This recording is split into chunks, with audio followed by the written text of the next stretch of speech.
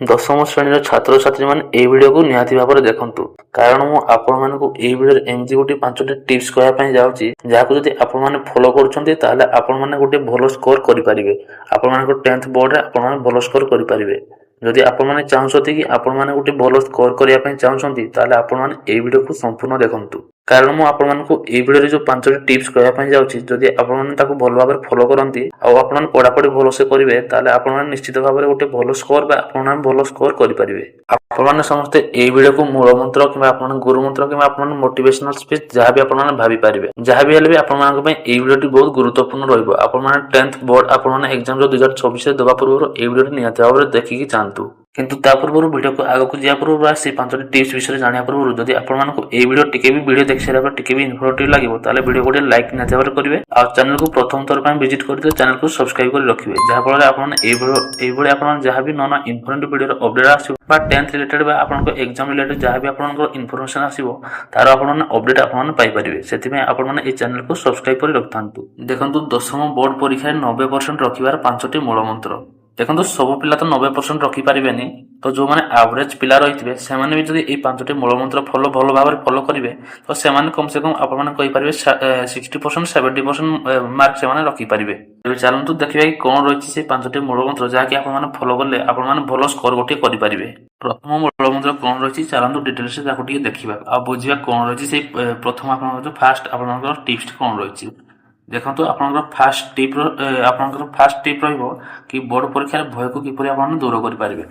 ଦେଖନ୍ତୁ, କିଛି ପିଲା ଏମିତି ଥାଆନ୍ତି କି ବୋର୍ଡ ପରୀକ୍ଷା ଦେବା ପୂର୍ବରୁ ସେମାନେ ତାଙ୍କର ଯେଉଁ ସିଲାବସ୍ ରହିଥାଏ ତ ସେହି ସିଲାବସ୍କୁ ଡରି ସେମାନେ ପଢ଼ାପଢ଼ି ଭଲସେ କରିପାରନ୍ତି ନାହିଁ, ଯାହାଦ୍ୱାରା ସେମାନେ ପରୀକ୍ଷା ହଲ୍କୁ ଯାଇକି ସେମାନେ ବିଫଳ ହୋଇଥାନ୍ତି। କିନ୍ତୁ ଆପଣମାନେ କହିପାରିବେ କି ପରୀକ୍ଷା ହଲ୍ରେ ସେମାନେ ଠିକ୍ ଭାବରେ ତାଙ୍କର ପରଫର୍ମାନ୍ସ ଦେଇପାରିନଥାନ୍ତି, ଯାହାଫଳରେ ସେମାନଙ୍କର ସ୍କୋର କମିଯାଇଥାଏ। ତ ଆପଣମାନେ ଆପଣଙ୍କ ସେହି ଭୟକୁ କିପରି ଦୂର କରିପାରିବେ। ଦେଖନ୍ତୁ, ପାଠ୍ୟକ୍ରମକୁ ଛୋଟ ଛୋଟ ଖଣ୍ଡରେ ଭାଙ୍ଗି ଦିଅନ୍ତୁ ବା ଆପଣ ଡିଭାଇଡ୍ କରିଦିଅନ୍ତୁ। ଯେଉଁ ଆପଣଙ୍କ ଯେଉଁ ସିଲାବସ୍ ରହିଛି ତ ଆପଣମାନେ ତାକୁ ଯେଉଁ ପଢ଼ୁଛନ୍ତି ତାକୁ ଆପଣମାନେ ଭାଗ କରି ଆପଣମାନେ ପଢ଼ିପାରିବେ।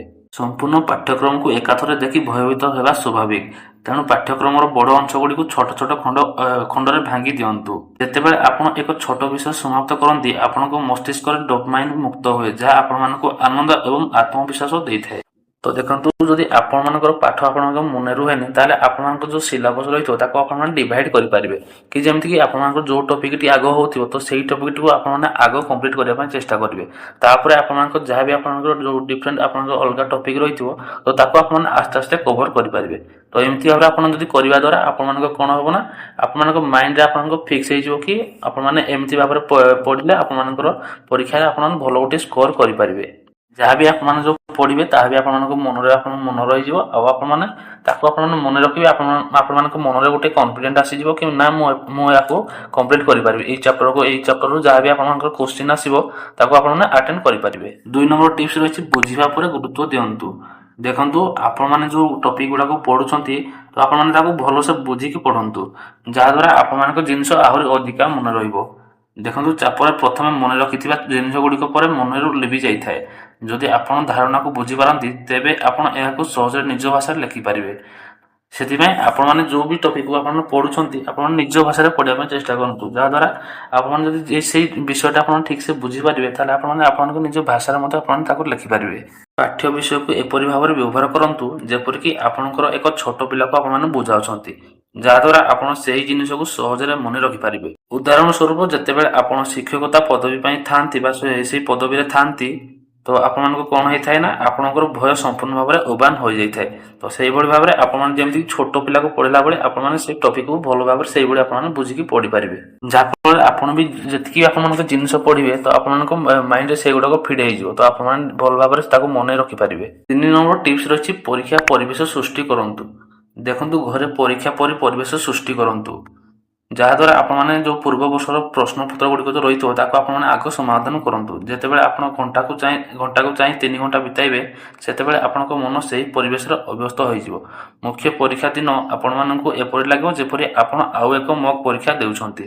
तो यह आपको परीक्षा पैटर्न एवं मार्क स्कीम बुझे साहाय्य करें। देखो आपने जितेबाला भी पढ़ाई बसवे आप चेष्टा करेंगे कि आप जो एनवायरनमेंट रही परिवेश थी आपड़ा पूरा पढ़ा पढ़ा भाई आप परिवेश करदेवे एमती परिवेश सृष्टि करेंगे कि जमी कि आपको लगे कि आपने आगुआ आपने जो प्रिपेरेसन करुले तार आपने एग्जाम दौरान तो से भाई आप एनवायरनमेंट को आप पढ़ा भाई आपने क्रिएट कर पढ़ी पारे। देखो 4 नंबर टिप्स रही निद और खाद्य सहित सालिश करूँ ना कंप्रोमाइज करूँ ना। देखो आपने जो एग्जाम देवा पूर्व आप निद कंप्लीट हवा निहाती आवश्यक तो से आपने कम से कम 7 ରୁ 8 घंटा डेली आपने राति शोवा निहाती आवश्यक और खाद्यपेय जो रही आप ध्यान देवा निहाती आवश्यक कारण आपने एमती भी जिन खाईदे खराब जिन आप खाती आपको बॉडी बहुत वीक हो जाए आप दुर्बल हो जाए तो से आप निद आ खाद्य को कंप्रोमाइज करूँ ना। जमीक आपको परीक्षा समय अनेक छात्र चा और कॉफी पी राति बिताई था निद्रार अभाव सीधा सड़क आपणकर फ्री फ्रंटाल कॉर्टेक्स को प्रभावित करें जहाँ आपणकर स्मृति शक्ति ह्रास करे और चिंता वृद्धि करें। आपण मन को शांत और सजग रखापी अति कम 7 घंटा आपने शोवा निहाती आवश्यक और हालुका खाद्य खावा अत्यंत जरूरी। आपको परीक्षा शेष होगा पर्यंत एक संतुलित घरे तैयारी खाद्य खातु आपते भी आप चेष्टा करें बाहर खाद्य अवॉइड करेंगे माने मु कहवा अर्थ आपने चेष्टा करेंगे बाहर खाद्य आपने अवॉइड करूँ अति कम आपने राति 7 घंटा निहाती शुंतु। 5 नंबर टिप्स रही आपने निज सह निजे कथा हुंतु। देखो परीक्षा ठीक पूर्व निजे निज सह कथा चेष्टा करूँ निजको अन्य मन सहित तुलना करूँ ना कारण देखो बहुत पिला एमती था कि से माने फ्रेंड सर्कल कि जो मैंने जो पिला था भल पढ़ु था तो से सहित माने से कंपेयर कर तुलना करते जहाद्वारा से माइंड डाइवर्ट होता है जहाँफल से पूरा पाठर आप फोकस हराई बसी था। तो देखो आपकी चेष्टा करेंगे आपने अलग क्या सहित तुलना करूँ ना आपण द्वारा जी आपी संभव हो तो आपने निज हिसाब से आपने पढ़ी आपने निजक प्रिपेयर करूँ तो अन्य सहित आपने तुलना करने बंद करूँ। प्रत्येक छात्र शिक्षण गति भिन्न अन्य प्रगति द्वारा भयभीत होगा केवल समय नष्ट सहित सामान तेज आपने जमीक एठार देखिपारे कि आपने जदि अन्य सहित आपको तुलना करुँच केवल समय नष्ट हो छड़ा आपने किसी ना तो तेणु निज उपर ध्यान दिंतु और सकारात्मक जिनस गुड़िक आपंकर शक्ति विनियोग करूँ। तो आपने 5टी आप टिप्स मन रखिकी आपने पढ़ा पर पूरा फोकस कर बसतु आपने भल भाव में आप सिलेबस कंप्लीट करूँ देखिए आपने गोटे भल स्कोर करेंगे आपने लगी पड़ू एवं पढ़ापढ़ी आपने भलसे कर दिंतु कारण आपरे आउ बहुत कम समय रही तो आपने भलसे पढ़ापढ़ी करनी आपको मोर गुड विशेष रहा निहाती भाव में भल स्कोर आपने करेंगे।